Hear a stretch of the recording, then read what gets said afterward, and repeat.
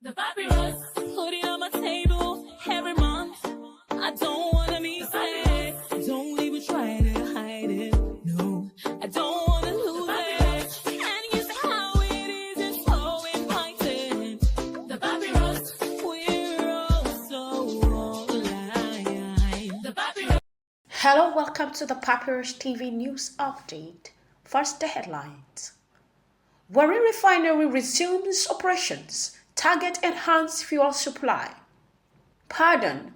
Man freed after 14 years in prison for chicken theft. Benue governor's convoy involved in fatal accident.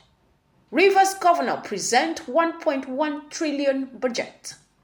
As to warns of impending crisis as lecturers exit Nigerian university for greener pastures. EFCC obtains court order to freeze 24 accounts linked to terrorism financing.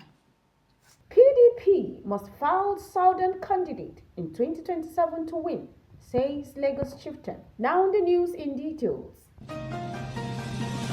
Warri Refinery officials resume operation on Saturday, December 28, 2024.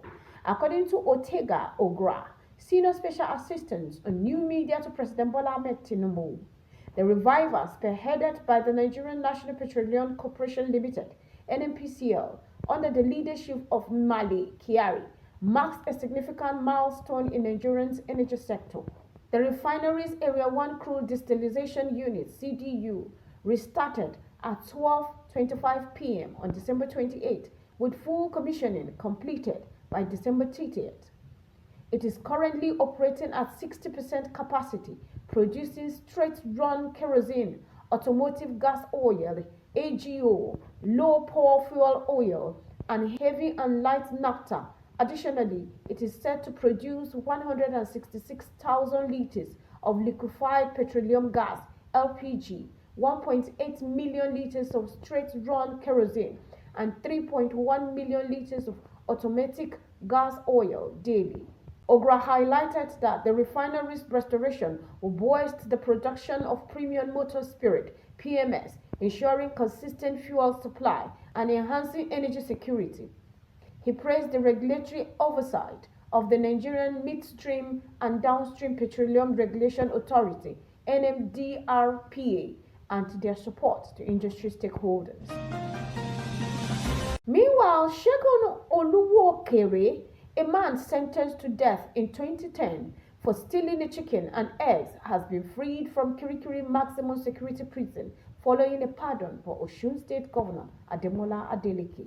Oluwokere was among 53 convicts granted clemency on December 26, 2024. His case gained attention after Nollywood actor Biola Adeboye shared his story, alleging his wrongful arrest and imprisonment. Adebayo, who was present at his release, expressed gratitude to the public and Governor Adeleke, describing Oluwokere as a kind-hearted individual with a positive reputation among inmates. Oluwokere's father has previously claimed police demanded money for his son's release and, when unable to pay, unjustly charged him with theft. His release symbolizes a victory for justice advocates who rallies to highlight his plight.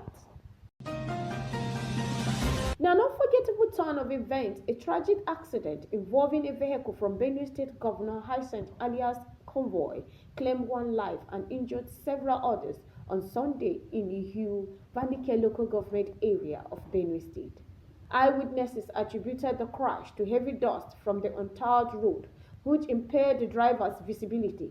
Governor Alia, who had been celebrating Christmas in the area, was on his way to church when the incident occurred. The governor's technical advisor on media and publicity, Solomon Yopave, confirmed the crash, clarifying that the affected vehicles was not part of the main convoy. According to Yopave, the vehicle swerved to avoid an oncoming car but collided with a motorist, resulting in fatalities and injuries. He expressed deep regret over the incident while withholding further details about the casualties. Also, Rivers State Governor Simi Fubara has proposed a 1.1 trillion budget for 2025 to a faction of the State House of Assembly. The presentation was made to a four-member faction led by Speaker Victor Oko Jumbo on Monday. This marks Fubara's second budget presentation amid political tension in the state. Last year, he presented the 2024 budget to another four-member faction led by Speaker Edison Ihie, following the defection of 27 assembly members from the People's Democratic Party (PDP) to the All Progressive Congress (APC). The defection fueled conflicts between Fubara and his predecessor, Nyesom Wike, the current minister of the FCT, and led to the parallel demolition of the Assembly's complex. Speaker Ehie later resigned and was appointed as Fubara's chief of staff, further deepening the political divides. The budget aims to address critical infrastructural needs while navigating the complexity of Rivers State legislative dynamics. Moving on, the Academic Staff Union of University (ASU) has sounded the alarm over the increased number of Nigerian lecturers leaving the country for better opportunities abroad. In an exclusive interview, Professor Emmanuel Osadeke, ASU's national president, warned that the continual exodus of qualified academic staff could lead to a collapse of Nigerian higher education system. Professor Osadeke expressed concern over the financial struggles faced by lecturers, citing months of unpaid salary, poor working conditions, and a lack of support for academic staff. The governor owns arrears and wages, leaving many lecturers with no choice but to seek greener pastures overseas, he said. If this trend continues, our universities will be left with unqualified or inexperienced educators, compromising the quality of education. The ASU president further criticized the federal government's decision to establish new universities without adequately addressing the staffing needs of existing institutions. We have a surge in the number of universities, but little to no attention is given to recruiting and retaining qualified lecturers. This is a dangerous trend, he added. Beyond staffing issue, Osadeke highlighted the broader academic challenges affecting lecturers and students. Rising fuel price, increased cost of electricity, and inflation has made it increasingly difficult for educators to survive and for students to attend classes. How can lecturers perform their duties effectively when they cannot even afford basic living expenses? And how are students managing to get to school under this circumstance? These are questions we must urgently address, he said. ASU has called for immediate intervention from the government to prevent an academic crisis, urging reform in funding, staffing, and welfare policies to ensure the survival of Nigerian tertiary education system. Furthermore, the Economic and Financial Crimes Commission (EFCC) has secured a federal high court ruling in Abuja, granting it the authority to freeze 24 banks' accounts linked to terrorism financing in Nigeria. This decisive move comes as part of EFCC intensifies effort to calm the financial network that supports extremist activities. While the Commission has not disclosed the identities of the account holders, it confirms that the accounts were flagged following a detailed investigation into the financial activities suspected to fund terrorism. Sources close to the EFCC reveal that the frozen accounts are part of a large operation aimed at dismantling the financial infrastructure of terrorist organizations operating within and beyond Nigeria. The EFCC assures the public that further details would be disclosed as investigation progresses. This action underscores the Commission's commitment to safeguarding national security by disrupting illicit financial activities that fuel violence and extremism.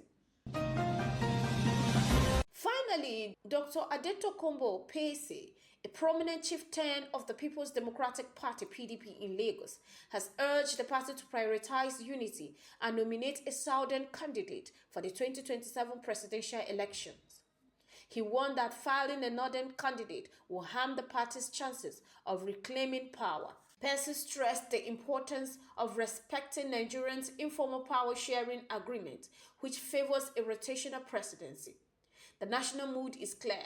Nigerians want a southern president in 2027 to complete the 8-year cycle and restore confidence in governance. PDP must listen to the people, he said.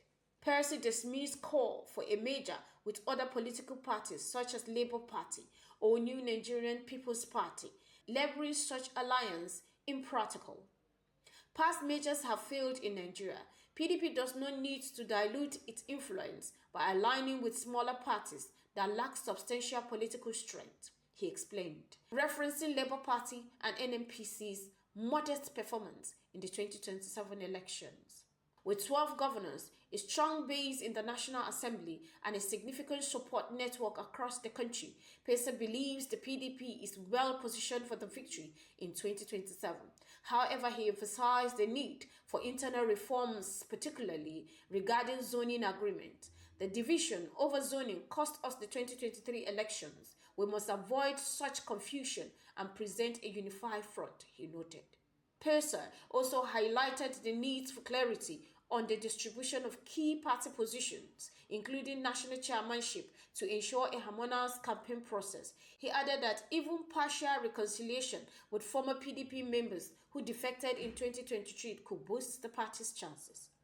With unity and a southern candidate, PDP can easily reclaim power in 2027, Pesa concluded, offering a roadmap for the party's success in the next election cycle. This has been the Papyrus TV Africa. The papyrus, put it on my table every month.